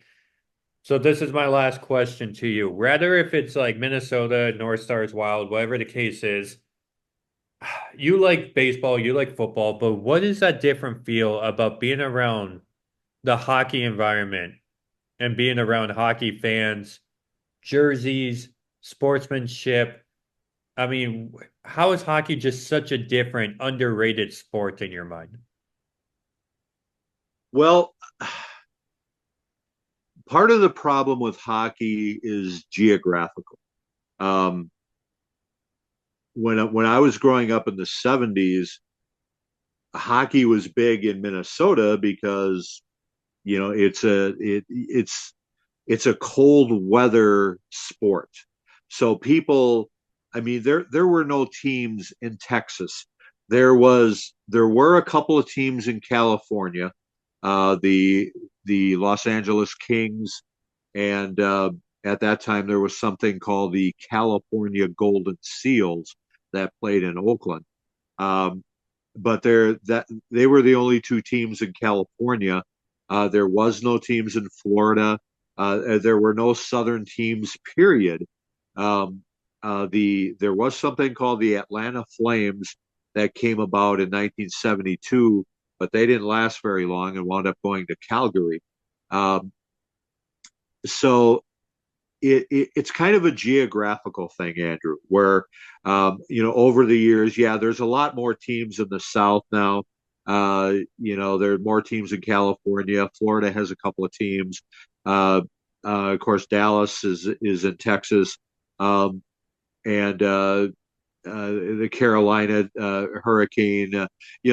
These are all teams that are more or are located in the southern part of the United States. So hockey does have more of uh, a, a, an American interest now, but still not totally because unless you grew up playing hockey.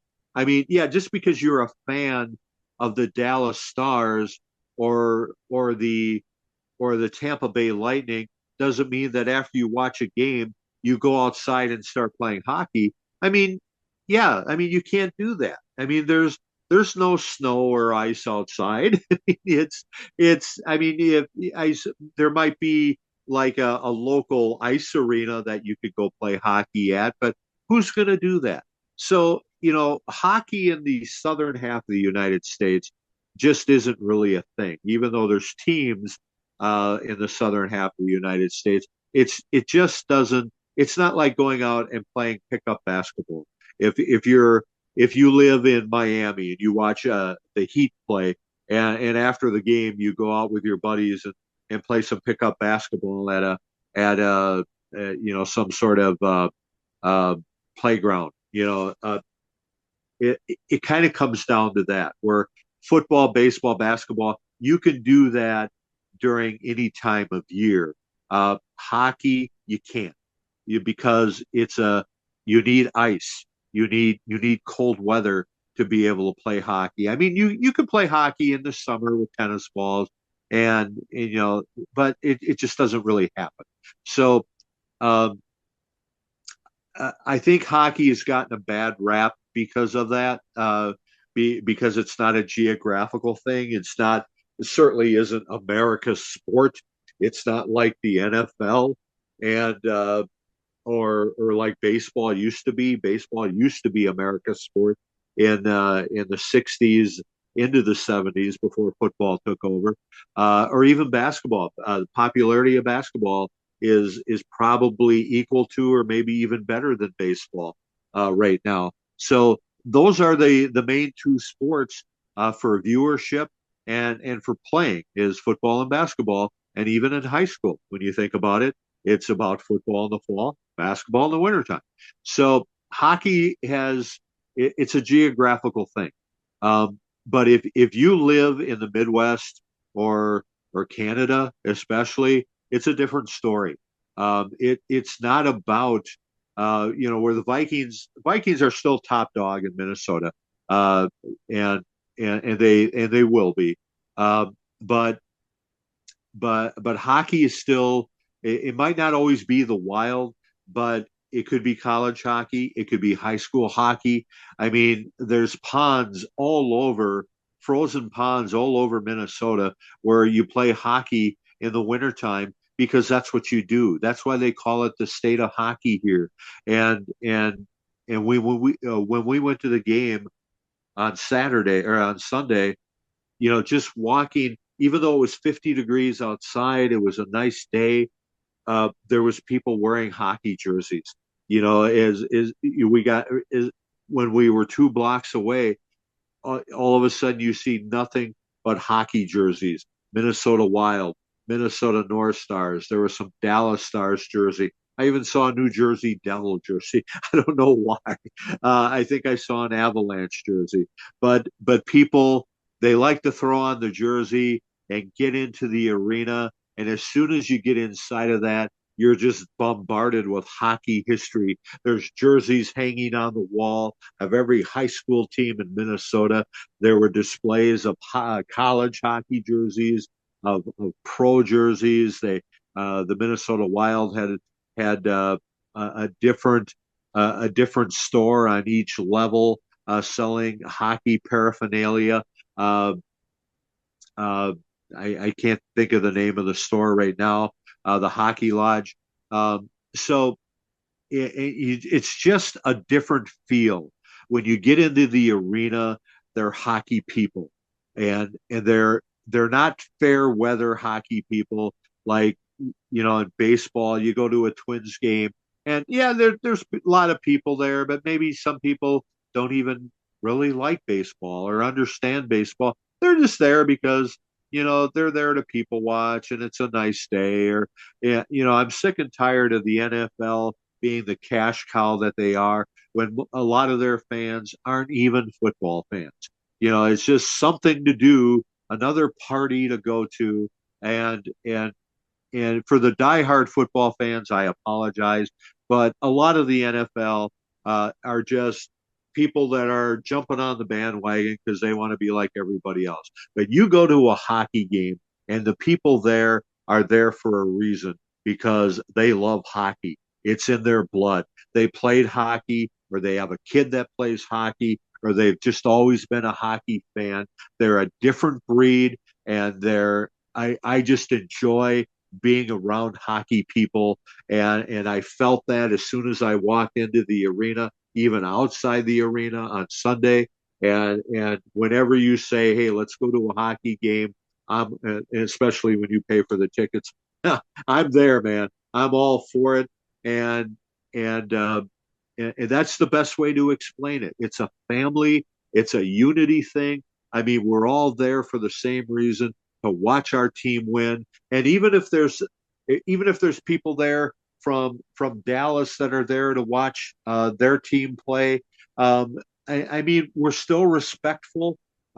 It's not like a Viking Packer game that can get kind of out of hand sometimes.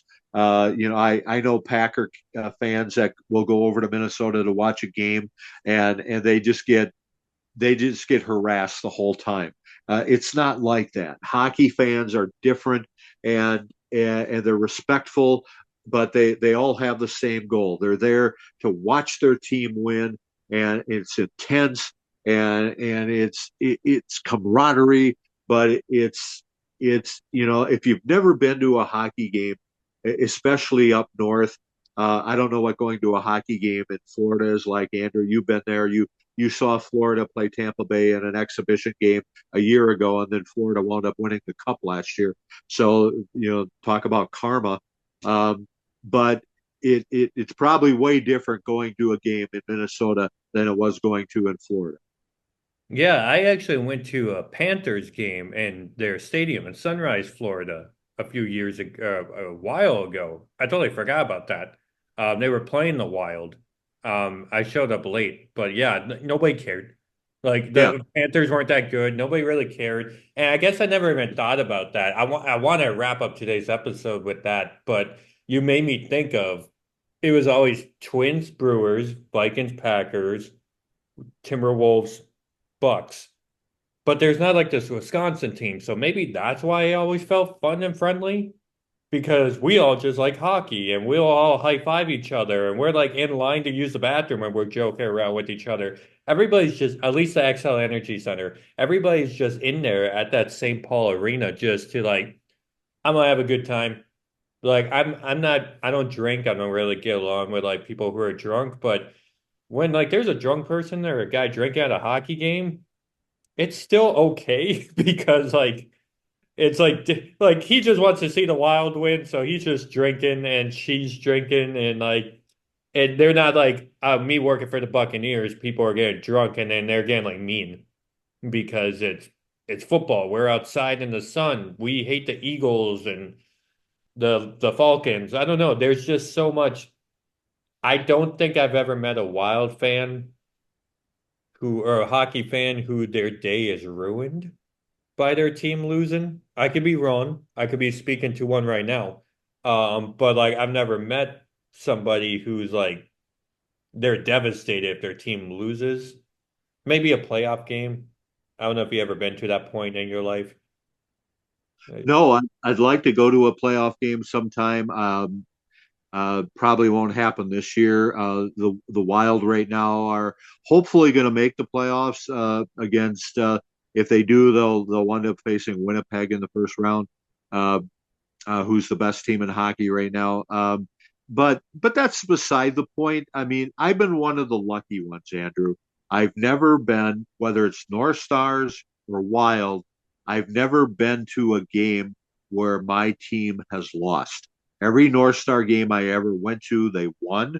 Every Wild game I've ever been to, they won. So I'm one of those rare lucky people that have whenever I go, my team wins. Now that's not the case with the Twins, but but but yeah, definitely the Wild and the North Stars have never disappointed me. I've actually was that same way for the longest time. The first Twins game we went to against the Cleveland. They lost that game, but in every other game after that, they won. And I was like, it's because I'm here. And like, and then the Wild, they won. The Vikings, they won. And then you and I went to a Timberwolves game. I'm like, they lost. Maybe I just didn't care that much.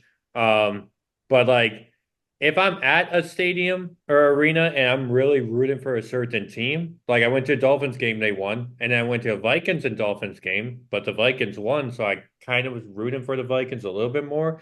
And then you and I, we're 4-0 when it comes to Minnesota Wild. We have a good streak going, and we also have a good streak going on that 70s pod. This is episode 49. Holy cow, episode 49. I don't even know if there's a 49 player that played for the North Stars that you can think of while I do this spiel.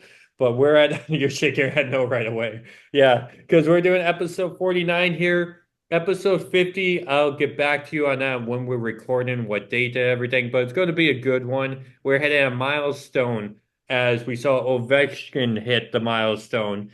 I won't say what number, but your birthday today, that's a milestone. And then here, episode number 50 right around the corner. We thank you guys so much. Um, Sponsors in the description below, subscribe. And I said that was my last question, but I am curious. You watch hockey in the 70s and now you watch it nowadays. I hear a lot of NFL players say like watch the NFL in the 70s. Those were like huge men on a field. And then I hear basketball players say it too, like Kareem and Shaq. They're like, ah, everybody's soft on the basketball court. Is there a difference, not just because you were a kid watching it, but is there a difference to yeah, I know like the goalies wear a mask and there's more pads and all, but was it different on how the people played in the 70s, or has hockey just always been this brutal sport since day one in your mind? Well, hockey has gotten faster. Okay. Um, I mean, we watched the game live on Sunday, and that first period, it seemed like it seemed like it took 5 minutes. I mean, that period went by so fast. They play 20-minute periods, and those guys are the action is so fast, and and Even the you know referees. I'll probably tick some people off by saying this, but I think without question, hockey players are the best conditioned athletes on the planet. Some might, well, maybe with the exception of soccer, but hockey players with the intensity and the skill set, um, how they can go up and down the ice that fast, they can skate backwards, they can pass the puck with precision. It's. I mean, they pass it to somebody else, and I mean it's right on that guy's stick.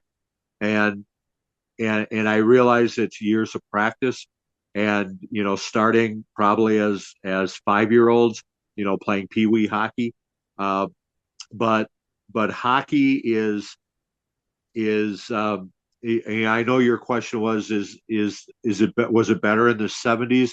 I think there was more star power in the 70s, but I think the game today is definitely more exciting because it's faster. And some might say, well, the NFL is faster than it was in the 70s, and that might be true. Um, and that might be why players are hurt all the time. Because when you think about it, was it last year, Andrew, where I think there was only 5 starting quarterbacks that started the year and finished the year. Maybe it was a little more than 5, maybe 7 or 9. But there's 32 teams in the NFL, and only maybe 7 starting quarterbacks made it through the whole year without getting hurt. I mean, something's wrong there. I mean, in the 70s, you started the year with Roger Staubach and finished the year with Roger Staubach. You started the year with Terry Bradshaw and finished the year with Terry Bradshaw. I don't get what's going on in the NFL today where so many people are getting hurt, because in the 70s that wasn't a thing. Either they were better conditioned or they just played hurt. I mean, I don't know what the difference is, but the I guess maybe that's one of the reasons I have so much trouble with the NFL, is because I think number one, players are coddled, and number two, why aren't these guys better conditioned for the kind of money they're making? I don't think hockey is in that same boat. I mean, there's players that get hurt because the game is so fast, um, but there were players that played hurt in the 70s as well, but you just didn't really hear a whole lot about people being hurt. And you could always count on your guy to be on the ice in the 70s. Maybe not so much in 2025, because the Wild played on Sunday without their best player, who's been out for, I don't know, a couple of months. Hopefully he'll be back in the playoffs, Kirill Kaprizov. Um, but yeah, in the 70s, that just didn't seem to be a thing, whether it was hockey, football, baseball. Those guys played hurt. I don't know if they were better conditioned or what the deal was, but nowadays you just hear about these guys being hurt all the time because the game is bigger, the game is faster. Is that really the reason, or is it because everybody is coddled? It's like, oh, I have a bad toe, and okay, well, you can set out 4 games. What's that all about? I don't get it, Andrew. And it's a good question that you have, and I'm sorry I don't have a better answer. It's just, I get frustrated with players that make all these millions of dollars that get coddled. And if you want to break a record like Ovechkin just broke, you're out there playing, man. You know, uh, Gretzky played all the time. Uh, Ovechkin plays all the time. That's how you get records. When they say, "Well, how do you score 894 goals?" You go out there and play. Damn it, that's how you break records. So that's Right. how I. All right, that's a good answer right there. I'm surprised you said they're the most athletic athletes and well conditioned when I don't know, maybe tennis players have them beat. Just saying. Because I know basketball, you run up and down the court, but there's a lot of timeouts. But I suppose hockey's kind of nonstop too. Yeah, I guess I was referring to team sports. Yeah. But I thank you so much for this. And we're a team right here in that 70s pod. And all you listening out there, we thank our subscribers, we thank the views that we get, the comments, the likes that we get. Um, what should I use for the cover art for this episode? I'll have you pick. Anything specific? um, I guess you could use the North Star logo if you want to. Okay, that's a good point. Something with the jersey. Maybe I'll put a U on one of the players' bodies or something like that. But like this was episode 49. We had fun. Happy birthday once again, Brian. I could tell how this is like when we did that World Series episode, even though that was impromptu. You just remember this stuff. I could tell you're so passionate about it and you like it.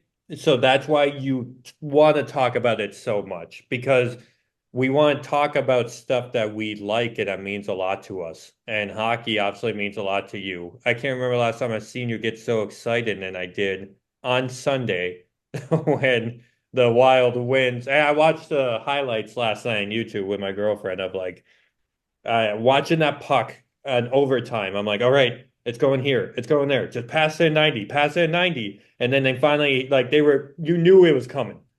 I was like, they're going to win this. Like I knew this was coming. I want to see a shootout, but I didn't think it was going to happen.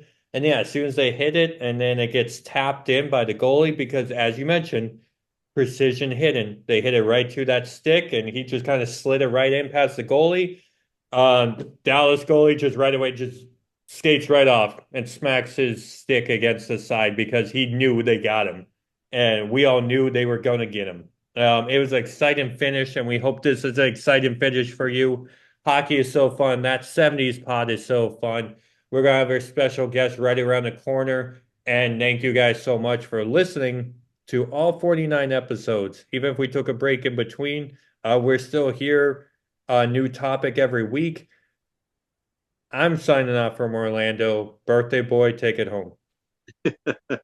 And just to give you an example, the game that Andrew and I went to on Sunday in Minnesota to see the Wild play the Dallas Stars, we had 3 people with us that had never been to a hockey game before. 2 of them were my kids, and Andrew's girlfriend was there. None of them had been to a live hockey game before, or maybe even watched a hockey game on TV from start to finish. But they all said that they would go back because it was so exciting, and that's what hockey will do. It sucks you in, and most of the people, like I said earlier, that were there are hockey people. There's that camaraderie, that unity, and even if you're new to hockey, if it's the first time you go to a game, you're immediately sucked in. And Andrew, that's what you said your girlfriend felt like, and that's what your brother and sister also felt like. They would gladly go to another game. because, and I'm sure glad we didn't go to a Twins game that day because they lost in extra innings and blew a 7-5 lead in the ninth inning. So glad we didn't do that. Glad we went to the Wild game. And I'm glad that you're listening to this podcast. I hope you listened to the whole thing. Didn't think we'd go this long today. And hope you're around for episode 50. And that might even be a 2-part episode because once our guest gets going, he and I get going, we're probably going to be a good 2-hour podcast. So we'll probably have to split that one up. But until that happens, have a good week, everyone. Thanks for listening, and we'll talk to you another time.